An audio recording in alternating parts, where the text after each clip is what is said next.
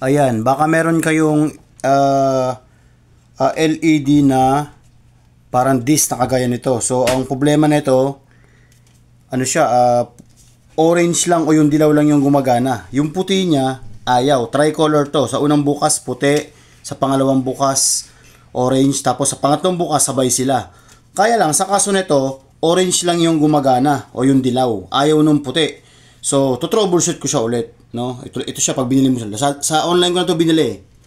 Mura lang, 200 plus lang. So, napundi. Pero, alos isang taon din mahigit eh.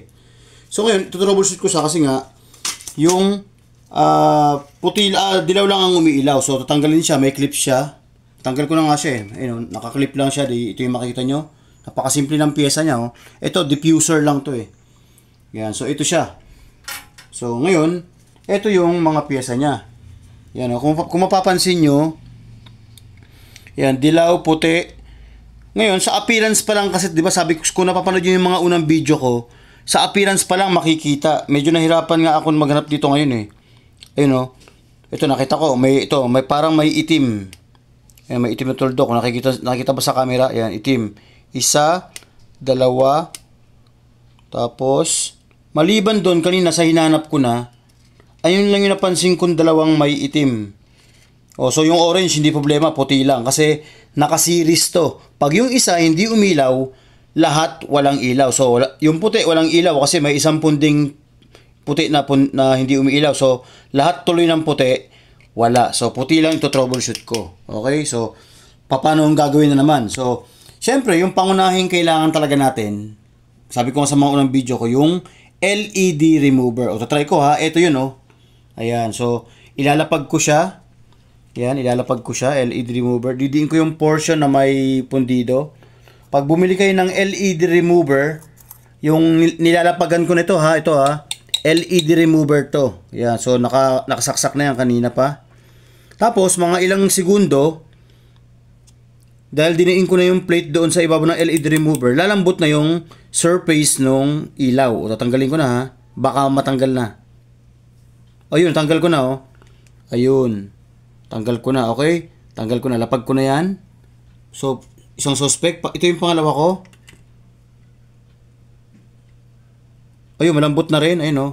Ayun, okay? Ayan. So, ayun yung mga pundido ko. So, wala na yan. Ngayon, ang LED merong positive at negative. So, paano malalaman dito yon? Ayun, oh. Tingnan dito, pakitingin dito. Yung pinakamaliit na guhit, ayan ang negative. Yung malaki, positive. O, baligtad ba ako? Tama ba? O, yung so, baligtad ako. Yung maliit pala, ang positive. Yung malaki, ang negative. Okay? So, okay, game. O, saan ako kukuha ng pyesa? Ngayon, kung halimbawang isa lang ang pundido, pwede nyo nang i-jumper. O, pagdikitin tong, halimbawa, ito lang ang pundi, isa lang. Good naman to. Ito lang ang pundido. Pagdikitin mo lang yun, pwede na. Pero, hanggat maaari, maghanap ka na ng kapalit para ba maiwasan na lang yung pag-concentrate ng iba na sila na rin yung mapundi kasi yung power nito pinaghati-hatian ng iba, okay? Pero hanggat maaari, isa lang yung pwedeng i-jumper, wag dalawa. Ayun ang suggest ko kasi pag dalawa medyo malaki na yung voltahe na paghahatian ng ibang puti kasi dinirekta na siya.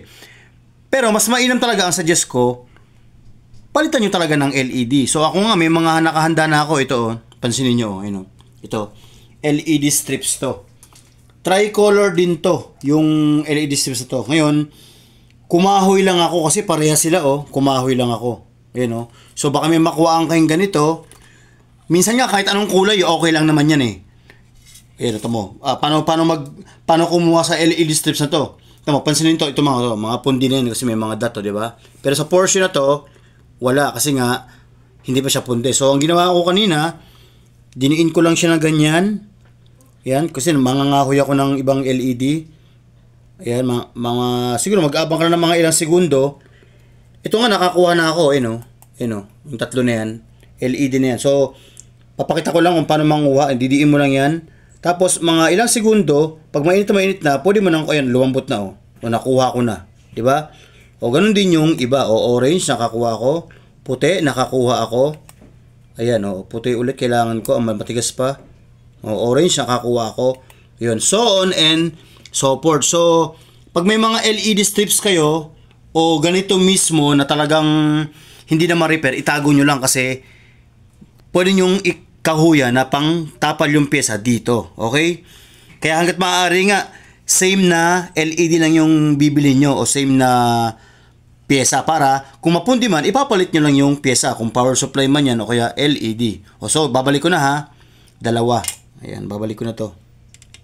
Sana nga. Ayun, hindi ko na ginamitan ng tester eh. Pero kung makikita nyo sa video ko, ito puti. Sa video ko, ginamitan ko ng LED tester, yung maliit, yun nasa bandang ikutin ko kasi baligtad. Ayan. Ayan, ito siya oh. 'Di ba? Maliit yung sa right side dito banda. Oh, tatapat ko lang doon. Ayun, medyo mainit na 'yan. Oh, medyo kailangan di ka pasmado. Ayan, so biling ko dikit na 'yan. Bitaw muna dandahan kasi matutuyo siya ng kusa. Okay, yung isang part naman. Oh, isa naman. Ayan, medyo parang kumikintab, ibig sabihin umaano naman siya, tutunaw, okay? Okay, maliit na part yung sa dito banda. O maliit, tatapat ko lang doon. Ayun, tatapat ko lang. Kita ba sa camera? Ayan, kita. Tatapat ko lang ng ganyan. Hindi mo na ako nagsalita kasi nga gumagalaw. Ayan, so napalitan ko na. So, diin ko kasi baka parang hindi na dito masyado. Mukhang okay naman ha. Bitawan ko lang dahan-dahan. Tapos kusang matutuyo yan. Ayan, so pag natuyo na siya, pwede natin siyang i-testing. O sige, ipopost ba natin muna yung video para post muna. Kasi, sige, ikakabit ko na siya sa may outlet o dun sa may pinagkakabitan nito. Okay? Dito, para matest. Ayan, so ito kasi yung pinagkakabitan ko. Ayan oh, so ikakabit ko siya. Ayan, so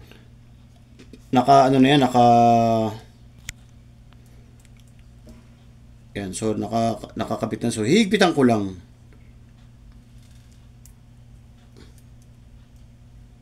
Okay, ngayon, pag nahigpitan ko siya, tetestingin ko na. At sana nga talaga wala nang problema.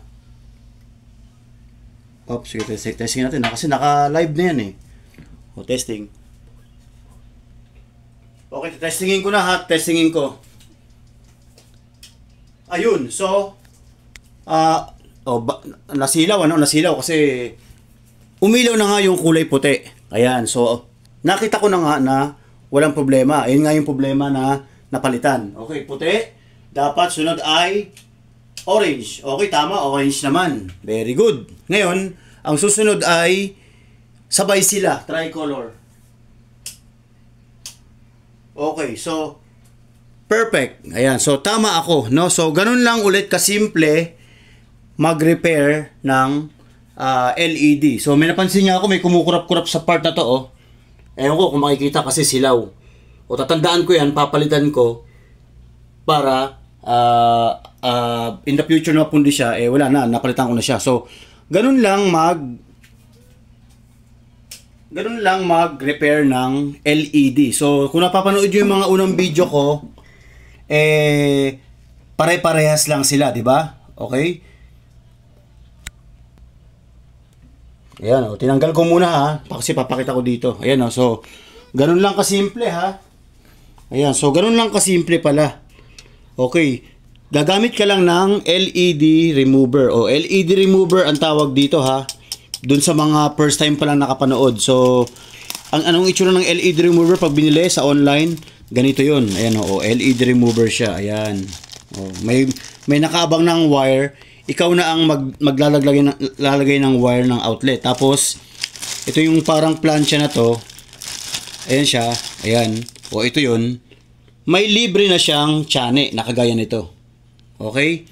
O, itong pag-repair na to sa mga bumbilya, sa mga bulb, pare-parehas lang ng steps, no? Sa mga LED strips, kung gusto mo i-repair ng ganito, parehas lang, okay? So, sana nakatulong dun sa mga first time lang, no? O sa mga may ganito rin. Ngayon, kung first time ka, baka kasi malito ka, panoorin mo na lang yung mga ibang video ko kung paano mag LED test. Kasi nga, kung subscriber na kita, alam mo na kung paano mag-test or magpalit. So, sa appearance pa lang kasi makikita mo ng pundi kasi nga, parang may tuldok yung LED sa gitna. So, isang suspect na agad yun ha, pundi siya. So, ginawa ko nga sa video ko ngayon. So, ganun nga siya. Okay, so sana nakatulong, no? Salamat sa panonood. Thank you po.